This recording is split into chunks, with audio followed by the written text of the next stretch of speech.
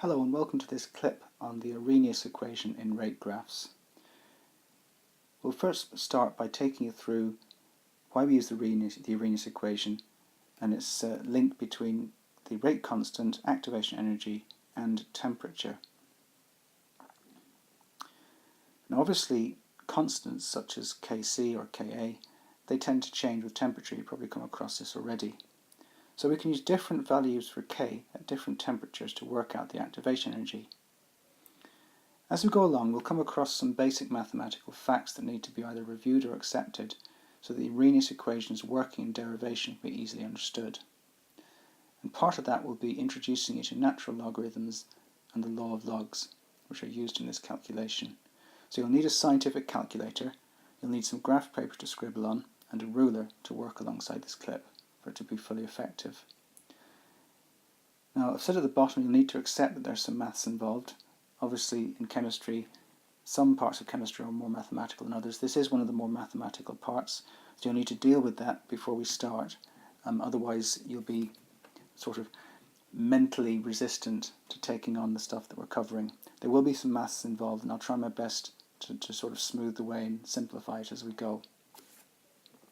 Okay, so let's get started.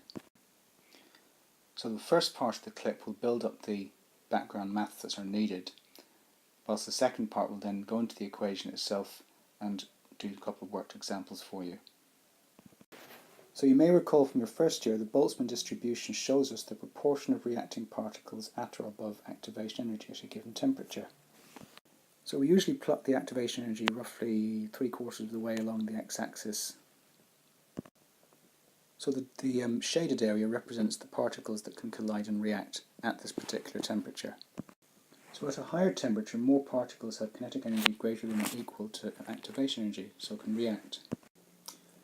But at a lower temperature, less particles' kinetic energy is greater than or equal to the activation energy for the reaction, so less particles are able to react. So finally you have a comparison of the magnitudes of the three temperatures at the top right of the screen. So if we go back to the rate equation and think about the rate constant K, it's a fact that for every 10-degree increase in temperature there's an approximate doubling of the reaction rate. That's obviously going to have an impact on the value of the rate constant K. You can see that from the graph on the bottom left of the screen. So if we have a data set that gives us a curve, but we take natural logs of that data set, that can tend to straighten the curve out into a straight line, which means a constant gradient. So therefore we can apply this idea to the graph of K versus temperature from the previous screen. And to do this, we actually use an expression called the Arrhenius equation. Now, although it looks complex at first, it's worth taking it apart bit by bit and rationalizing each part, then putting it back together so you can see what it's actually telling you. You can see it's got quite a range of different components, some of which you've seen, some of which you may not have done. Now the ones that you probably haven't come across yet, particularly if you're not doing maths at A level, are the pre-exponential factor and the idea of log to the base e. So the frequency factor, or the pre-exponential factor, or A, is basically the frequency with which particles with kinetic energy greater than the activation energy are colliding. Over small temperature ranges, it's constant. Those are the temperature ranges you tend to find in an experiment. The mathematical quantity E is the same as base E that natural logs use. Natural logs meaning ln. So there's a button on your scientific calculator where you can press to get ln. So natural logs is signified by ln, L for log, N for natural, and it's the same as log to the base e. I'm just going to take a photograph of my scientific calculator to highlight where you can find the button for this particular function. So I've highlighted it in pink in the photograph. You can see through the highlighting it says ln. It doesn't particularly matter what brand of calculator you have, it'll have an ln function somewhere. They usually tend to be towards the right, towards the top of the keypad. This is what we use to to use log base e. So before we delve into the Arrhenius equation, let's have a look at some basic maths facts that you need to be comfortable with before we go any further. First of all, like we said, curved lines on graphs have a variable gradient as the variable on each axis increases or decreases. Now, straight lines at best fit have a constant gradient which is easier to work with mathematically. The second basic maths fact is a little bit of algebra. If you have an expression such as a over b times c, you can open it out in the way that I've shown you in the box by multiplying the numerator and the denominator, the top and the bottom parts of the fraction, by 1.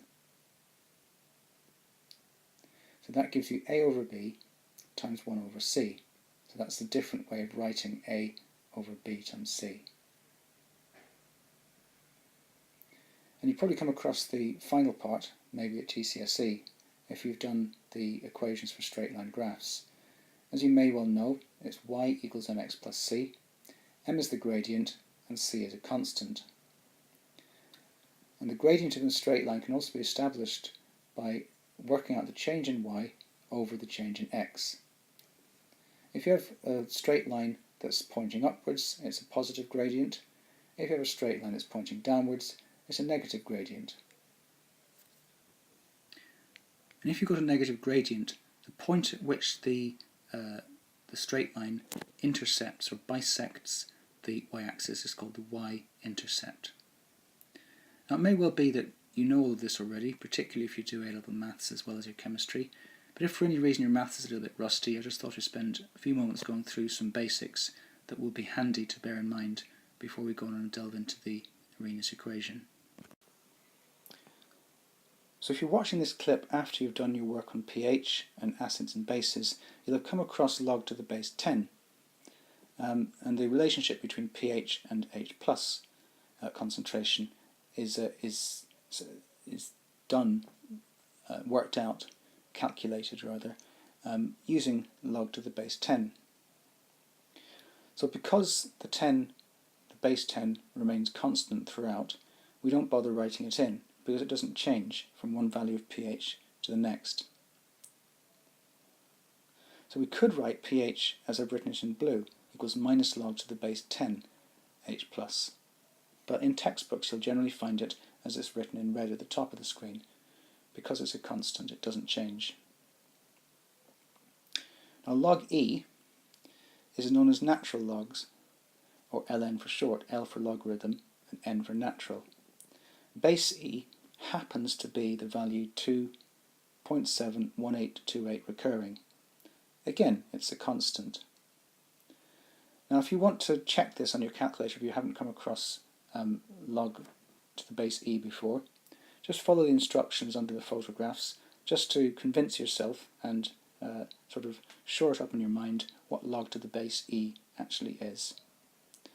Now the Arrhenius equation uses log to the base E. So I just wanted to spend a bit of time going through it for similar reasons to the previous screen, just in case you haven't come across it before. Don't worry about doing massive amounts of calculations using log to the base E. I'm just introducing it to you because it's part of the Arrhenius expression.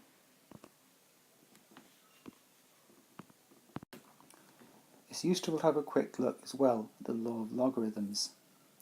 So these are two ways of describing it. Log a over b turns into log a minus log b, and log a multiplied by b turns into log a plus log b. So it doesn't matter whether it's log base 10 as I've put it, or whether it's natural log. So natural logs can be applied to all the components of the Arrhenius equation. So if we do that, that gives us natural log k, natural log a, and the e turns into a 1. Because if we do the natural log of the value of e, which like we said was 2.718281828 recurring, that gives us 1. So the e disappears from the Arrhenius equation. So applying this and using the log law, that gives us natural log k equals natural log a minus ea over rt, which is now in the box. And we'll have another quick look at this on the next screen as well, before we go any further. So if we go back to the Arrhenius expression we looked at a couple of minutes ago, it's K equals A times base e to the power of activation energy over R times T. If you want to remind yourself what each of those factors and each of those individual components are, you can go and check the textbook, or you can rewind the clip and jot it down. But what you can do with this expression is you can apply natural logs across it. So if you apply natural logs across, what will happen is you'll get the expression on the right. You don't need to explain how we did that mathematically. If you're curious, I've put something down that might help. But this now allows us to convert the logarithmic version excuse me, of the Arrhenius equation to the more familiar y equals mx plus c, which is the equation for a straight line graph that we talked about a bit earlier. So just to remind you what we're actually trying to achieve here, we're trying to achieve the plot of temperature against rate constant, which is a curve, and change it into a straight line plot. To do this, we use the Arrhenius expression. So, in the box, we've got the way we can change the Arrhenius expression into y equals mx plus c.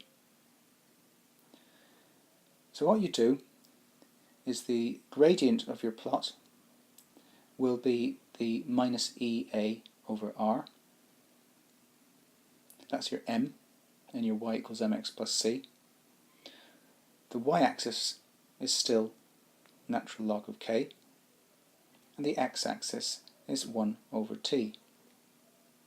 So we now have all the components of our y equals mx plus c graph, but they're all in different places. So if you want to take a moment to just check this in your head that you're happy with it, then we can go further and try and work some examples out. So we've got y equals mx plus c there, like we've just said, and I've collected all my terms. And if you want to know what each of them, where you get each of them from, the c is the intercept of the y-axis. The intercept is basically just where the line crosses the y-axis. M is your gradient of that straight line. 1 over t is the x value, and the y value remains as natural log of rate constant. It's also important to look at how you could use the gradient in another way. If you wanted to work out the activation energy, for example, you can rearrange the minus EA over R to say that the EA is minus R times the gradient. So you could use the gradient to work out activation energy as well. This is something they might ask you to do, so it's worth bearing that in mind too.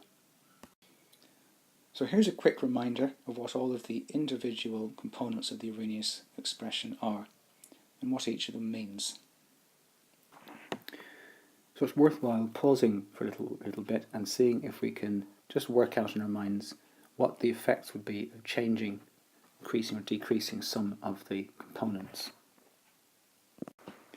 So let's first look and see what happens if you increase A. So if you increase A, the whole right-hand side of the equation, AE to the power of activation energy over RT, increases. So the value of K will increase. So if you increase the activation energy, the numerator of the power expression increases. But it's negative, so the overall power, EA over RT, decreases. So this means that E is raised to a smaller number, which means that the overall expression goes down, so K goes down, K decreases. If you increase T, on the other hand, this time it's the denominator of the power expression increases. So this makes the power itself become more positive, so the whole power minus EA over RT becomes more positive. Therefore, K will increase. Right, so now we've practiced a little bit of ratios in our minds. That's really all this is, looking at if one thing increases, does another thing decrease or go up with it. We can have a look at a worked example. So I did say it was quite mathsy. If you want to take a break, grab a coffee and biscuit perhaps, might be an idea. But if you want to plough on, let's make a start. So before I start looking at the data for this worked example, I've popped some graph paper on the right hand side because obviously it'll involve a plot, and I've also included the natural logs derivation of the Arrhenius equation at the top with a reminder of what y, m, x and c are. So this would be a typical question. It would give you a set of rate data with the value of k at different temperatures, and it'll ask you to use this data to calculate the activation energy and the frequency constant A for this reaction and use a suitable graph. So the first thing to do is to convert the temperature into 1 over T in Kelvin to the -1, and then to do the natural log for K in each case, which I've now done in red. So now we need to choose a suitable set of axes for these points, starting from 0 in each case. So to allow for the intercept, for room for the intercept to cross at the y-axis in the little diagram in the bottom right hand corner, what we need is to have the largest y-axis that our graph paper will allow. So you use the whole of the graph paper, from top to bottom, for your y-axis. The second thing to notice is that the natural log of k values are negative. So when I'm plotting my x-axis, I plot it somewhere that's well below the lowest figure for the natural log of k, because I can see from the intercept is going to be further up the x-axis, sorry, the y-axis, isn't it? So what I've chosen to do for that reason is to put my x-axis, to start it at -4. So I've plotted my points now.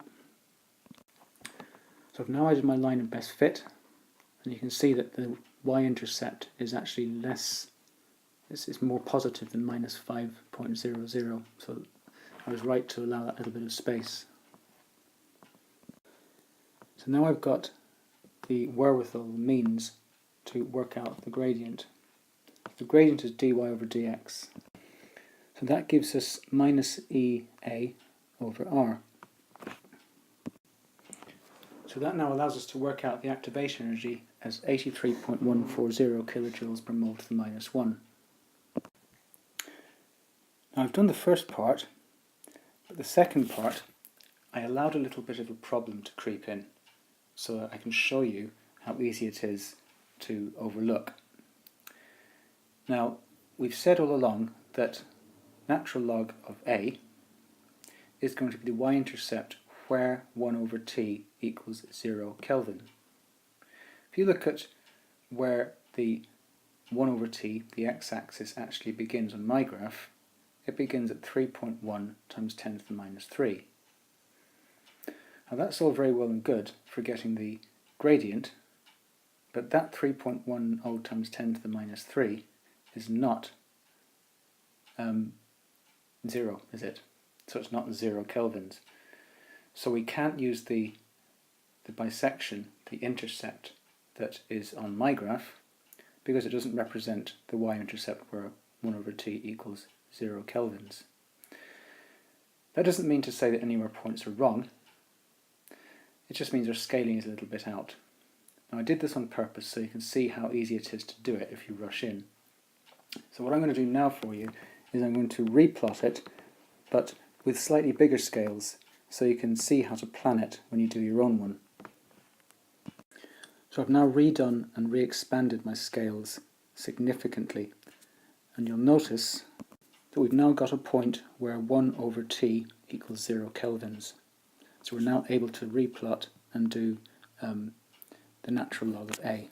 So this is an illustrative exercise to show the importance of planning your scales. Sorry if I may have led you on a little bit, but I think it was important to see what could happen if you didn't plan it properly. You'd only been able to do half the question. So replotting the data with the bigger scales obviously bunches the points up. You can still do a line of best fit. So carefully putting in a line of best fit, you can get a y-intercept, or natural log of A, of 25.25.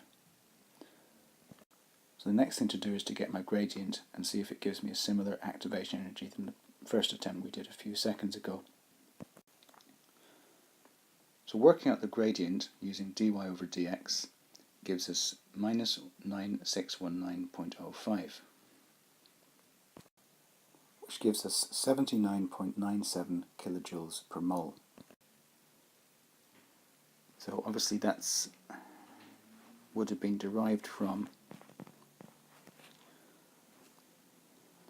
79972. Just reading off my calculator here. Joules per mole minus 1, but we write it in kilojoules per mole to the minus 1 because that's the correct notation for activation energy. To get the value of A, we do the inverse of natural log, which is e to the 25.25, which gives us 9.25 times 10 to the power of 10. So I'm just going to take a photograph of my calculator so I can take you through what to press to get the inverse natural log. It may be a function you haven't used very much before if you don't do A-level maths. So you start off by pressing shift, then natural log, and you type in the value for natural log of A, which we've now worked out as 25.25, or our y-intercept up at the top of the screen. And that gives you, in this case, 9.25 times 10 to the power of 10, to 3 significant figures, as you can see clearly from the screen. So let's now have a look at an example question, see how we get along. You might want to grab some paper here and sort of work along and pause and try some of it yourself as we go. So if you did feel like taking some graph paper and having a go at this yourself now, I would say the one top tip that we've demonstrated so far is to make sure that the 1 over t scale, the x-axis, must start at 0, so you get the correct value for natural log of A. If you don't do that, you'll get the incorrect value for natural log of A, and that part of the question will be wrong. So if you remember, I did it wrong on purpose earlier on in this particular screen to show the consequences of forgetting to do that. So I might to pop that down on a flashcard. If you're doing a flashcard on Arrhenius, 1 over t scale, the x-axis must start at 0. So before we go and look at any exam questions, I thought I might go back over the problem that we found in the previous screen. We've got the same data, and what we ended up having to do was to move the scale for the x-axis so that x equals 0, so you have the true y-intercept. And the problem with the data that we've got here, it's exactly the same data as the previous screen, is that it sits a long way from the y-axis. So if something like this happens, it's actually quite difficult to get an accurate representation of the y-intercept. Why is that? So the reason is that a large line of best fit depends on a small number of clustered points in that area. So the problem is the intercept of the y-axis. So the issue is that you have this big long part of the line of best fit where there's no points to determine whether it's still at the correct angle. So this is a slightly less accurate way of doing it. So the way we did it in the last screen was to extend the x-axis, but that put the points down in the bottom right hand corner. So there is another way of getting around this problem. So what we can do is set up an x-axis that actually suits the data better. So I'm starting it at 3.0 because my lowest value is 3.13 times 10 to the minus 3, and my highest value is 3.39 times 10 to the minus 3, so the data set sits better within that range. This allows our line of best fit to be slightly more accurate than it would have been otherwise.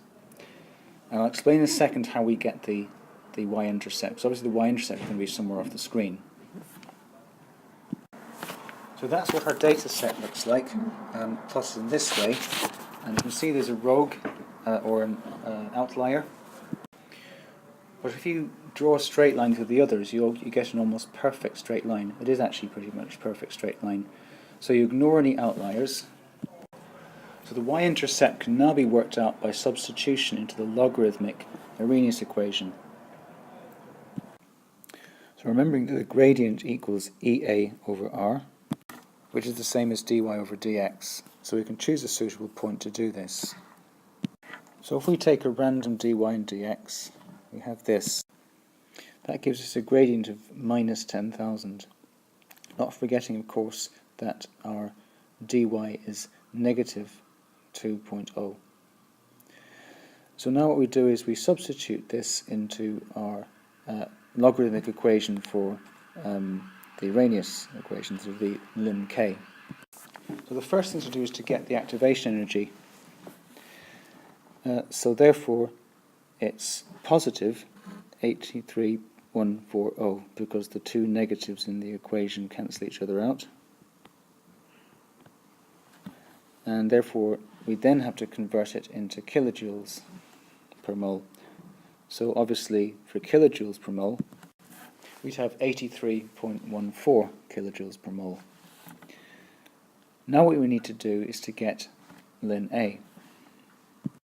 So rearranging the equation to make ln A the subject, we then subtract minus EA over R times 1 over T from ln K. So what we can do now is substitute in the numbers instead. So I'm going to rub the expression out and put the numbers in. So we can take any particular value of ln K to do this. So let's take one of the points. We have to substitute them in. So I've highlighted in purple the one I'm going to choose. So the value is minus 6.049. So I've substituted all the numbers in now. And that gives us 26.25 as ln A, which is very close to the one we got before when we did it by bunching all the points together and extending the 1 over t x-axis so that the y-intercept was actually x equals 0. So we've done it both ways now by extending the x-axis, which makes the line of best fit slightly less accurate. We got 25.25 last time. Now we've got 26.25 by doing it mathematically, which is a slightly more accurate version. So hopefully spending a little bit of time thinking about it shows you that doing it this way, as opposed to the way that was in the previous screen, is a slightly better way of getting ln A if you're in the position where you can't get the y-intercept. So now let's have a look at an exam-style question on this topic. So it tells us what K, A, EA, R and T are. And it asks us to show how a plot of the natural log of K against 1 over T can be used to determine the activation energy of a reaction. So it's pretty much what we've just done, but just described in words. So we simply pop in what we've been practicing the last few minutes. So moving the page down, it says the reaction leading to the formation of hydrogen iodide is represented by the equation. It gives it to you, obviously.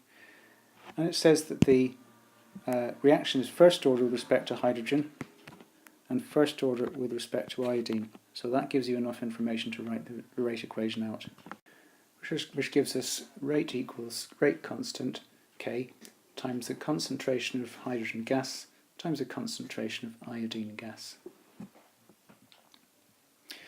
The next part says, an experiment carried out at 400 degrees C, a mixture of hydrogen and iodine with initial concentrations of 0.2 and 0.4 mole per decimeter cubed respectively was found to have initial rate of reaction of 400 times 10 to the minus 5 mole, decimeter to the minus 3, second to the minus 1. So it's obviously asking us to rearrange the equation so the rate constant K is the subject.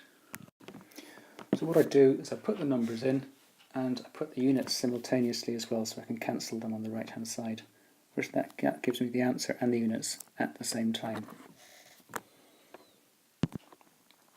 So moving the page up a little bit.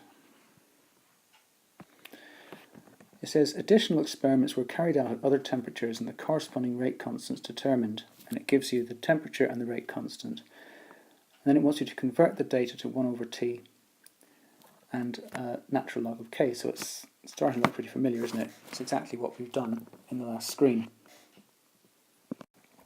So it's kind of like a trick question in that they give you the temperatures in degrees Celsius. Got to be careful because the T value for Arrhenius must be in kelvins, so you have to add 273 to each T value first before you do 1 over T. So that gives me those values. So just to clarify what I've just done, I just converted by adding 273 to everything first before doing 1 over. So watch out for this. So now we can do the natural log of all the rate constants. So that gave me those values. I just squeezed in minus 3.45 because I realised I should really have at least 3 significant figures. So there you go.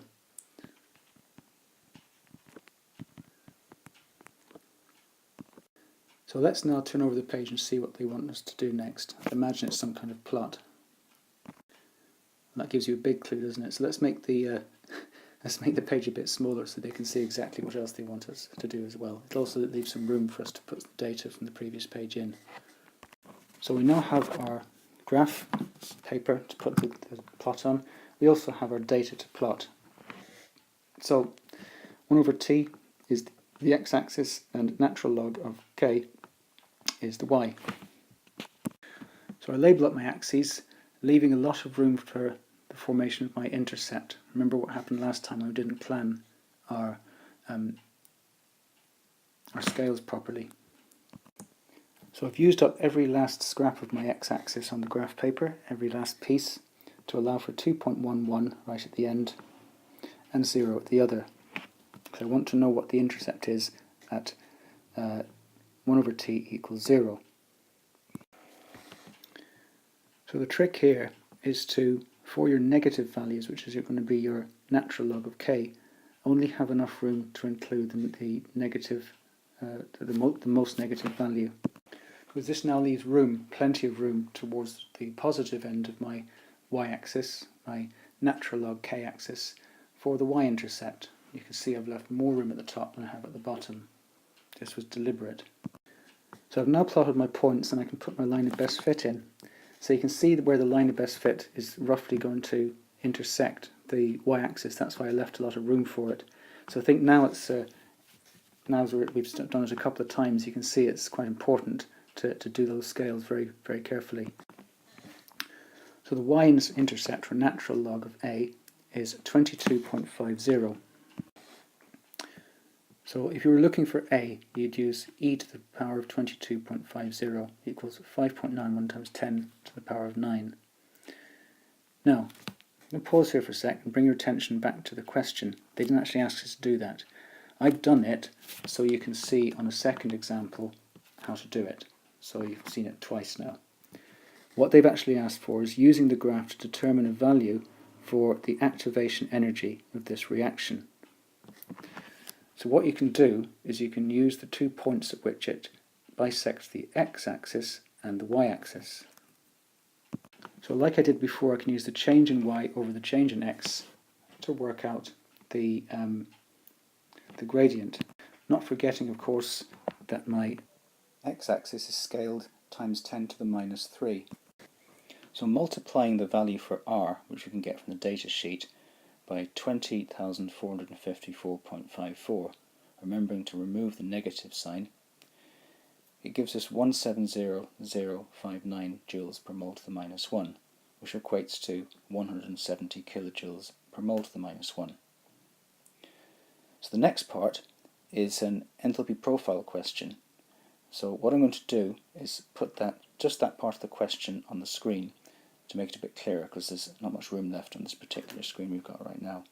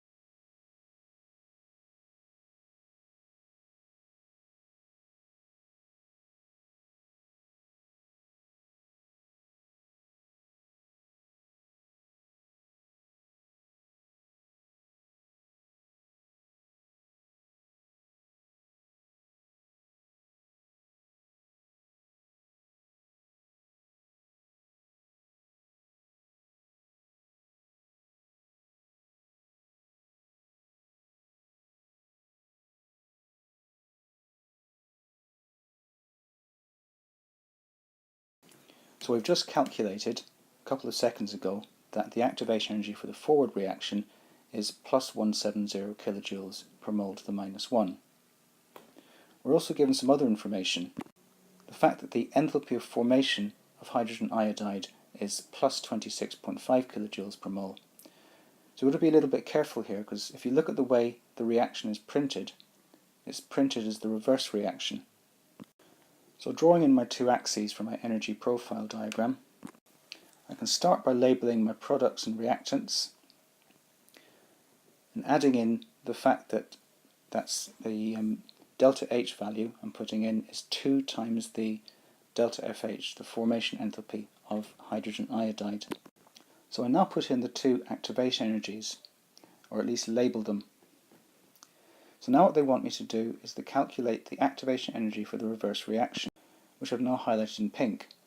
But I only have the activation energy for the forward reaction from my Arrhenius calculation previously. So my reverse activation energy can be calculated by taking the forward activation energy and subtracting from that 2 times the enthalpy of formation of Hi. So putting those numbers in, that's 2 times 26.5, which gives you 117 kilojoules per mole to the minus 1. So let's now check the mark scheme to see how we did on this part of the question as well. So starting at the top of the page, we related the components of the Arrhenius equation to y equals mx plus c, or the equation of a straight line graph. And we mentioned later on that the gradient was minus Ea over r.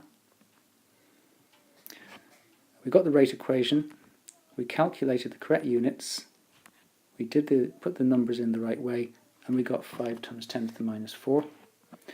We converted our temperatures to kelvins before getting the rho of 1 over T values right. We did our natural log of K to 3 significant figures. In our Arrhenius plot, we labelled both axes. We chose our scales carefully to allow for intercept. We plotted our points, got a straight line of best fit.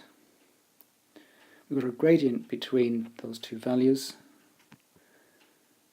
and we got close to 166.3, we got 170 at the end. We rearranged using joules per mole to the minus 1 and then divided it by 1000. Moving on down the page, we've got a picture like that where we had the activation energy going forward, which was 170, take away 2 times 26.5, and we got that one, the consequential. We got 117.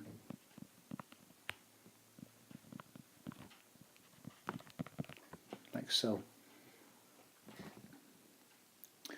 So on our profile diagram, we got the correct profile, we put the labels in the right places. Well, I squeezed it into a fairly small piece of the page, but obviously on an A4 piece of paper you'd have a lot more room to do it. So at this point, if you have any questions or queries, any concerns, pop them down on a piece of paper while they're fresh in your mind and bring them into your teacher, or maybe come in and have a chat to one of us in a subject extension. But for now, thanks for your patience and see you soon.